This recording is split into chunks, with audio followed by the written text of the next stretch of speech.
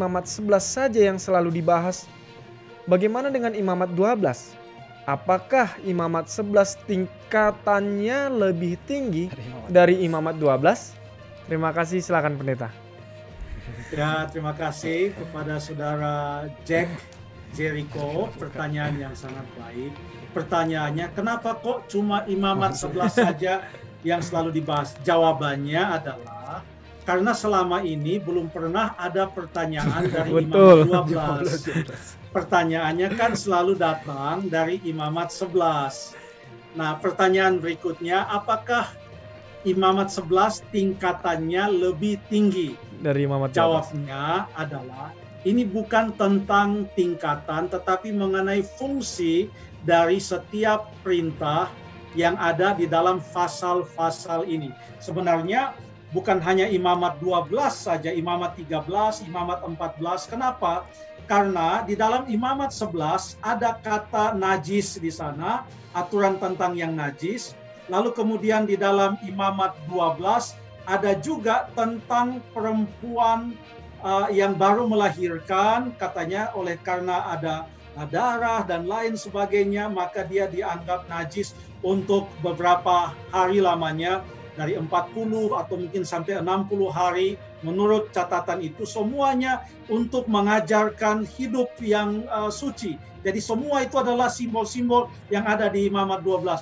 Bukan hanya itu saja, imamat 13 dan imamat 14 menggambarkan tentang orang yang kena penyakit kulit atau penyakit kusta. Katanya mereka juga najis sampai sembuh, baru kemudian tidak najis.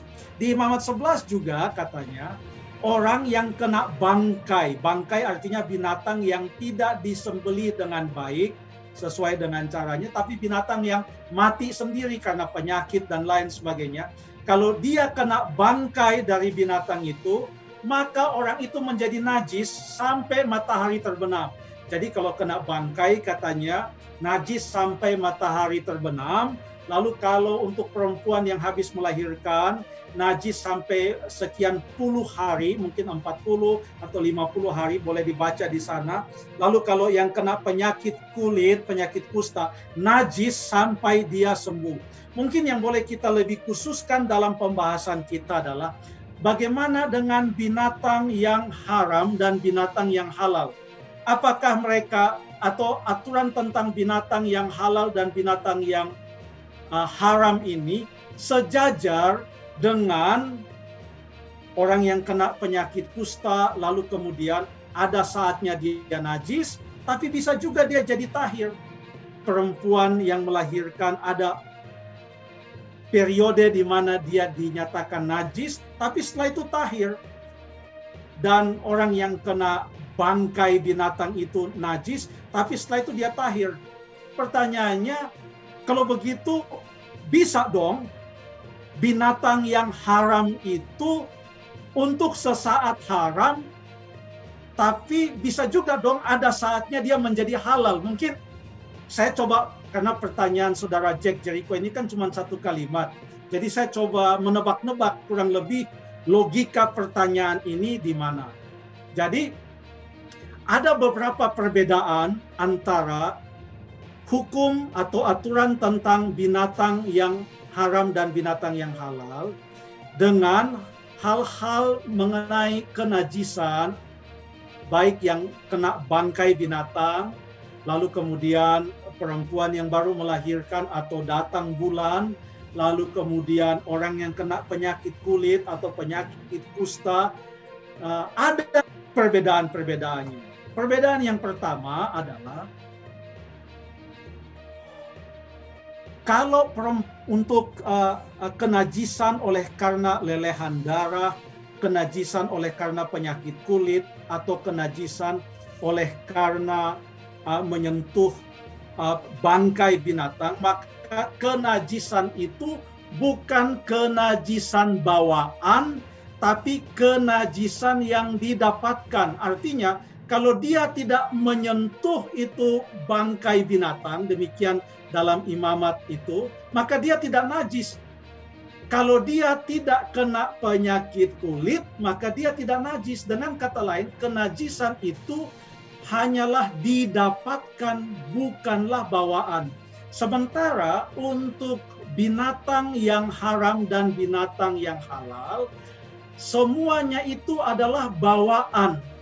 Jadi semenjak lahir itu binatang memang sudah haram. Dia haram karena memang Tuhan nyatakan itu haram. Dia mau dikasih mandi 10 kali atau dicelupkan di sungai Yordan sampai 7 kali seperti Naaman, dia tidak pernah akan menjadi halal karena keharamannya itu adalah ditentukan Tuhan dan adalah bawaan. Itu salah satu perbedaan. Kemudian yang berikut adalah kalau kenajisan dari orang yang kena penyakit kusta atau kenajisan karena kena bangkai, ada upacara untuk membuatnya tahir. Tetapi untuk binatang yang haram, tidak ada upacara untuk membuat dia halal. Tidak pernah disebutkan. Baca saja tuh Imamat 11, 12, 13, 14, 15. Untuk yang lain, ada upacara untuk membuat dari najis menjadi tahir. Tapi tidak ada upacara untuk membuat binatang haram menjadi binatang yang halal. Kemudian yang berikut lagi, salah satu perbedaan adalah untuk kenajisan oleh karena menyentuh bangkai, lalu kemudian kenajisan oleh karena lelehan darah, maaf kata untuk perempuan, lalu kemudian kenajisan oleh karena penyakit kulit dan kusta, maka ada periode waktunya. Sementara untuk keharaman tidak ada periode waktu yang setelah waktu itu dia kemudian menjadi halal. Dari awal sampai akhir, dari dulu sampai sekarang, dari zaman Nuh sebelum Abraham sampai kepada zaman orang Israel, yang haram tetap haram, yang halal tetap halal.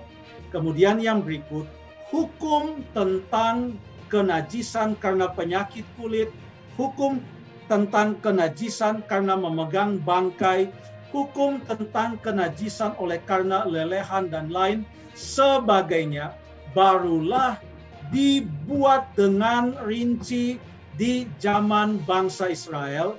Sementara hukum tentang yang haram dan yang halal sudah ada bahkan di zaman Nuh.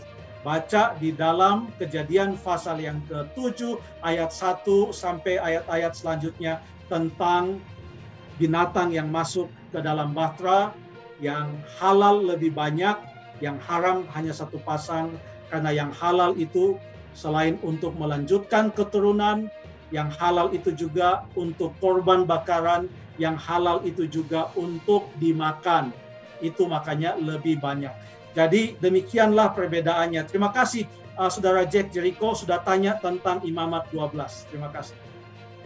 Terima kasih, Pendeta.